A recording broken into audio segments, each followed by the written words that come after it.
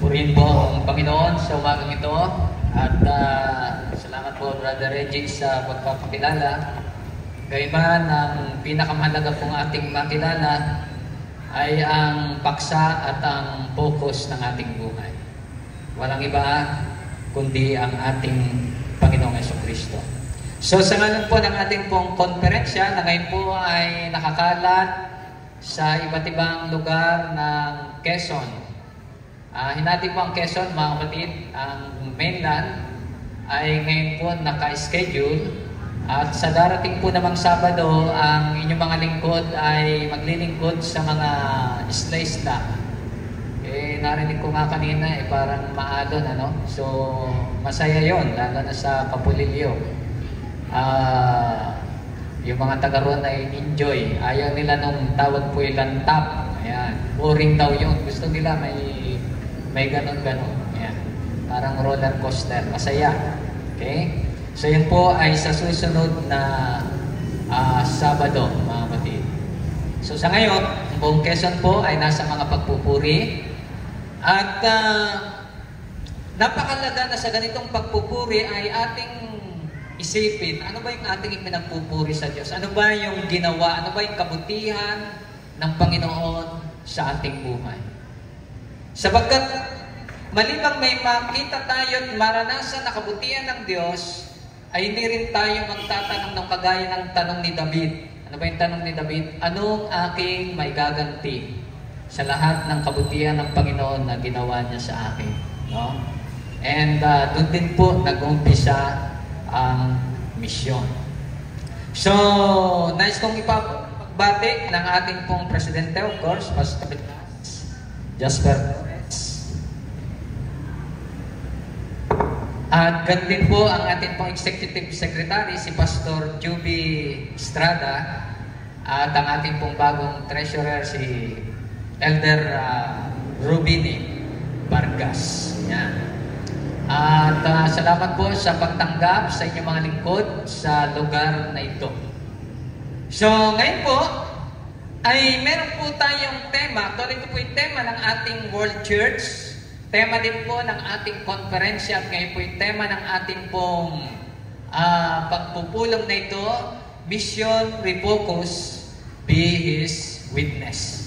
Ating pong pag-aralan niya ng saglit, pero bago po yun, saglit po tayong yumuko sa panalangin. Mahal na Diyos, ngayon pong tanghaling ito kami po'y mag-aaral ng iyong banal na salita.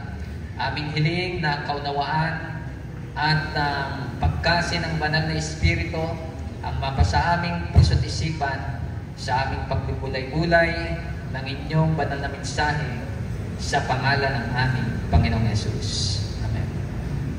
Mga kapatid, ang unang itinuturo ng ating tema ay merong misyon ang inyong buhay. Individually, merong pong misyon. Hindi lamang po tayo lumitaw sa mundong ito para kumain, matulog, ano po? At ano sabi nung awit ni Freddy Aguilar? Kain, tulog, ngayon, walang trabaho. So, hindi po gano'n ang buhay. Ano po? Ang buhay po natin, lahat, kahit po yung sa ngayon ay hindi pa po napapag-isipan, meron pong nais ipagawa ang ating Panginoon kung bakit po pinalitaw niya ang inyong buhay at ang aking buhay sa mundong ito. Meron po tayong misyon. So, isipin po natin, ano kaya yung misyon? Kanina, no, sa ating lesson, pinag-usapan, ano po ba yung ating misyon, mga kapatid? Kilala niyo po si Doug Batchelor. Sino po nakakilala kay Doug Batchelor? Okay? At gandun po si Pastor Paildog.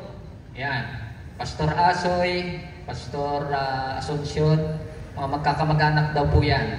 Pare-parehong Dog, no? Aso. Yan.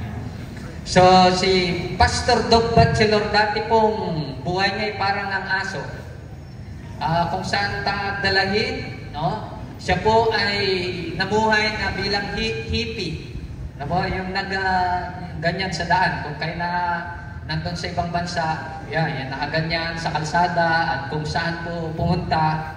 So, sabi nga nung kanyang testimony, he was the richest caveman kasi ang kanyang magulang ay milyonaryo, may-ari po ng airline sa Amerika. Ang kanyang nanay ay artista I think sa Hollywood din. So, siya po ay napakayaman until na-meet niya si Kristo. He met Jesus Christ and he had been given a mission to evangelize. Ano?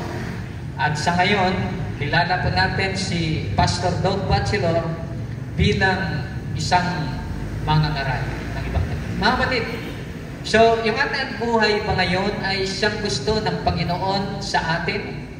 Or we are out of focus? Kagaya po ng mga camera na nariyan, ano po, sino pong matutuwa na tumingin ng inyong picture na blurred? Maganda nga yung mga camera, autofocus. Pero nung pong una ay kailangan mong pihitin ng mga camera para talagang pati yung butas ng ilong malinaw. Diba? So, kung kayo po may mga album pa na sinauna, tingnan nyo po, hindi po kayo matutuwa na panoorin yung mga picture sa album na wala sa focus. Puro blur. Hindi po magandang tingnan. Ano po? So, ganun din po mga batid. When our lives are not in focus, it's blurred. Walang direksyon, walang patutunguhan, walang malinaw na kahinatnan. At marami pong buhay na ganyan sa mundo ngayon. Maring nandiyan din po sa paligid o maring maging dito sa ating bulwagan ay may mga buhay na out of focus. Kaya ating tanongin ang ating sarili, am I on focus? Ang aking pangbuhay ay nasa tamang focus, mga kapatid. So, kung ngayong panahon ito ay may mga buhay na walang focus, our church recognize also the fact that our church somehow missed the focus. And therefore, meron po tayong tema na mission refocus. Now, practically mga kapatid, yung focus na dapat sana'y nasa tamang lugar sa ating iglesia, saan kaya naroon ngayon? And our lives individually may provide answers kung saan po nakapokus ang ating buhay. Alam nyo, sa Spirit of Prophecy sa pag-aaral mga kapatid, meron pong isang matinding babala. And ang kalaban po na malaki ng ating iglesia sa mga darating na panahon is worldliness. Hindi kaya ang focus ng ating buhay ay napunta sa mga bagay ng sanlibutan ito?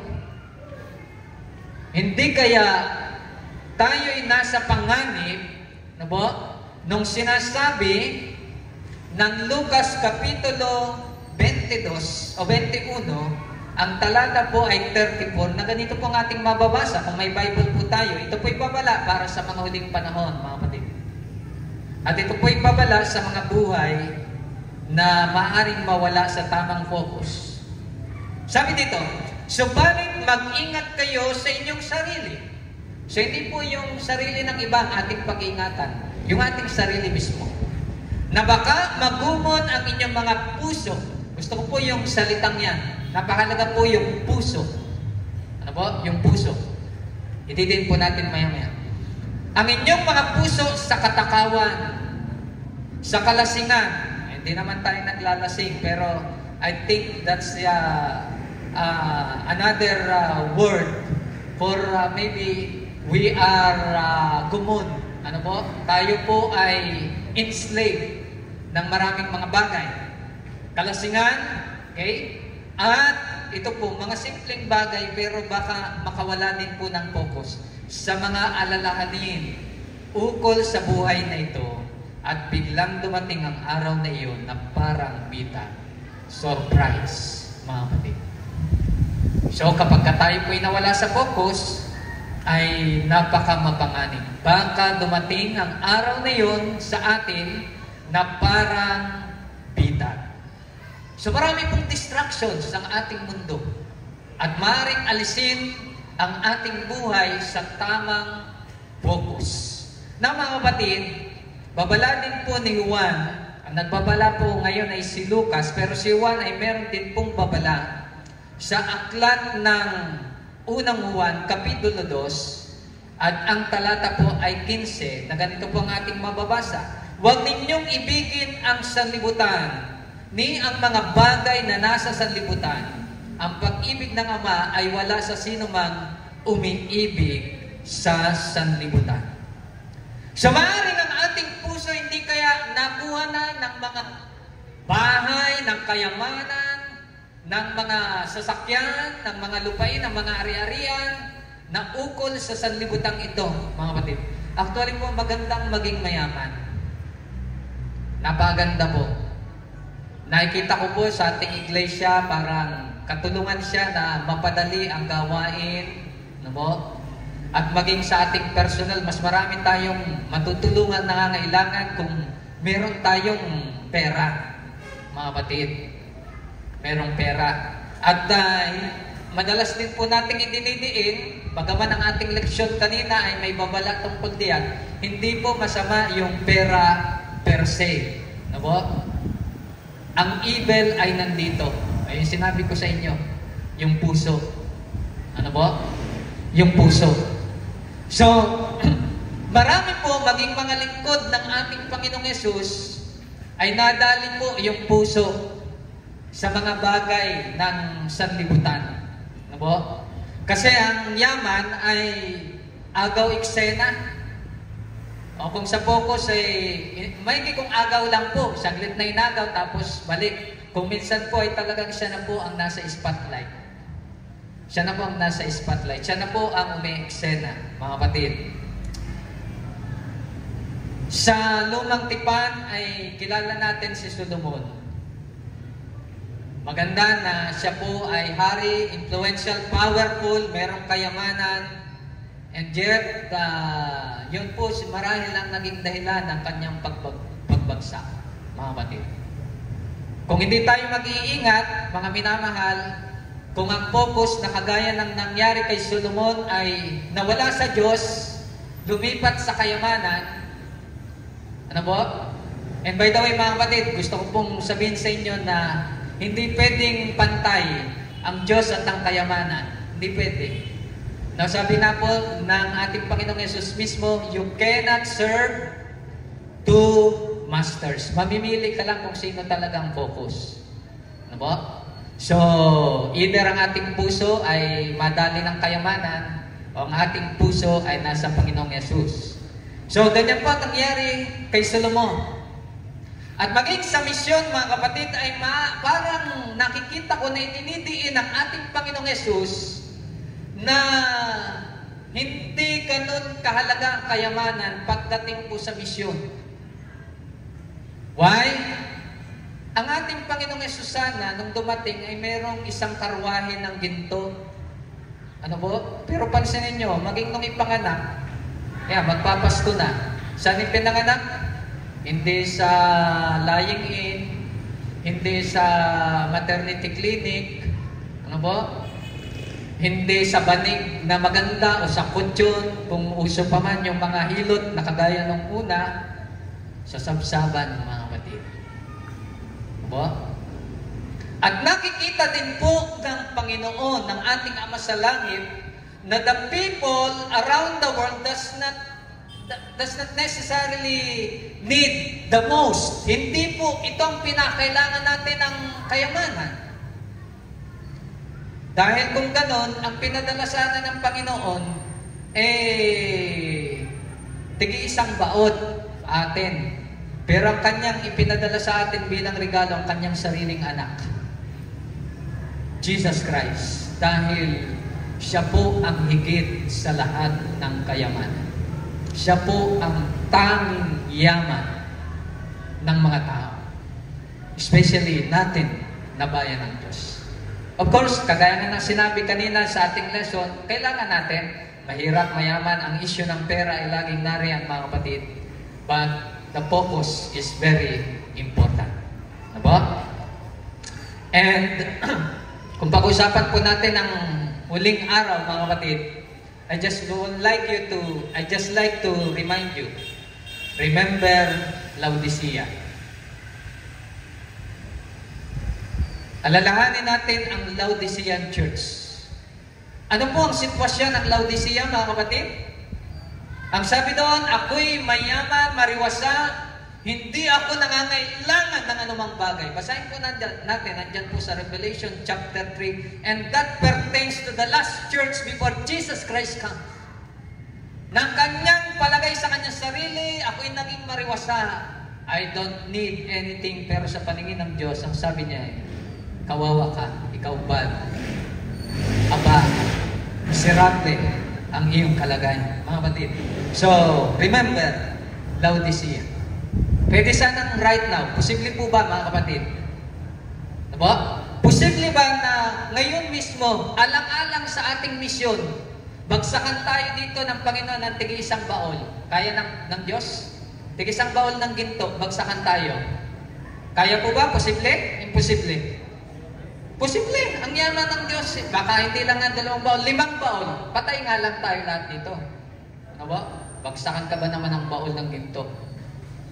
Nangangahulugan mga kapatid na sa ating misyon, we need to refocus on something more important than wealth and riches. So, balik tayo sa tanong. Ano po ang focus ng ating buhay ngayon? Kagaya nga kanina, maging yung alalahanin ng buhay, pwede pong makadistract, sa atin. Kasi ngayon, marami sa mga tao talagang iba't iba ang buhay. Sa iba, kilay is life. Okay? Sa iba, iPhone is life. Cars are life. Okay? So, depende sa pinagtutuunan ng ating buhay ngayon. Ano ba? So, ang sabi po ng aklat ng Mateo, chapter 6. Alam niyo, kuminsan naisip ko, ba't ang salita ng Diyos parang anti-rich? Ano ba? Pero I think, balanse ang hinihingi ng salita ng Diyos. Walang masama sa kayamanan. Pero ito pang tamang balanse. Chapter 19, verse 21. Chapter 6, verse 19 to 21 ng Mateo. Huwag kayong magtipon ng mga kayamanan para sa inyong sarili sa lupa na dito ay naninira ang mga bukbok at ang kalawang at ang mga magnanakaw ay nakapasok at nakapagnakaw. Kundi magtipon kayo para sa inyong sarili ng mga kayamanan sa langit na doon ang bukbok at ang mga kalawang ay hindi makakapanira at ang mga magnanakaw ay hindi rin makakapasok ni makapagnakaw. Sapagkat kung nasaan ang inyong kayamanan, naroon din naman ang inyong puso. So nasaan po ang ating puso ngayon? Malamang yun po ang itinuturing nating kayamanan ng ating buhay. Mga kapatid. Kumusta po yung mga misyon na binabanggit sa ating lesson? Mission to the needy. Inong nakaraan, mission to the... Ano nga po yung nakaraan? Mission to the needy. Okay? Yung nauna pa, neighbor. Mission to our neighbor. Apo? Ito po ba ay naging secondary sa ating buhay? At nangyayari lang na nakadukot tayo ng medyo magagaan sa ating bulsa pagka dumarating po ang Kapaskuhan. Pero pagka hindi Pasko ay mabibigat na barya para sa mga nangangailangan. Kaya ang kanilang awit din ay sana araw-araw ay magiging Pasko lagi. Kasi pag Pasko, papel. Pagka hindi Pasko,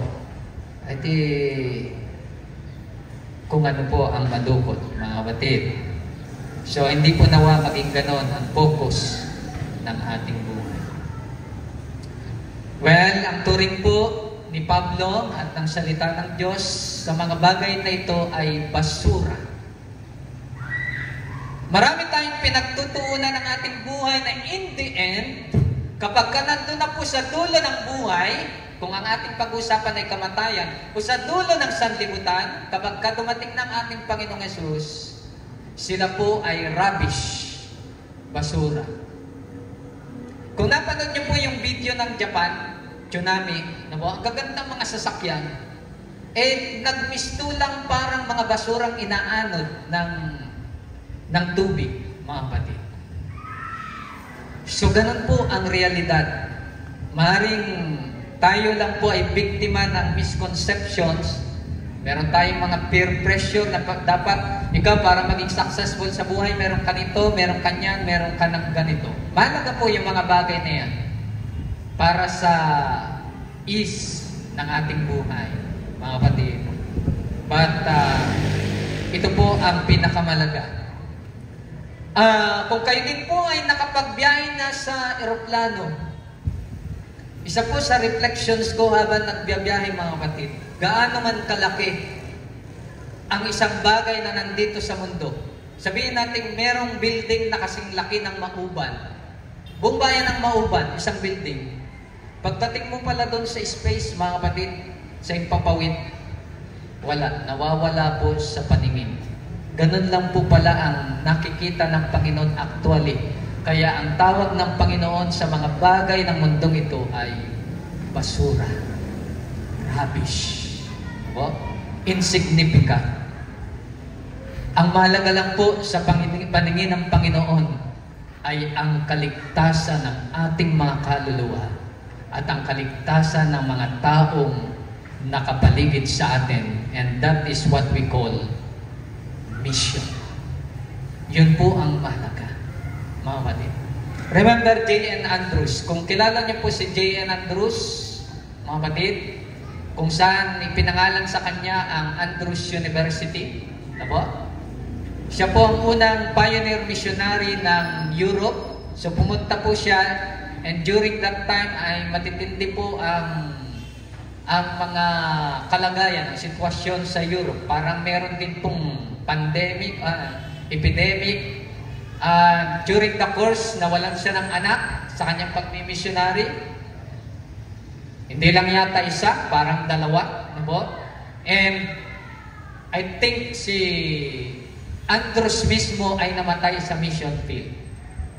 Ang tanong, mga kapatid, sayang ba ang kanyang buhay? Hindi siya yumaman, hindi siya masenso. Sayang po kaya ang buhay ni J.N. Andrews?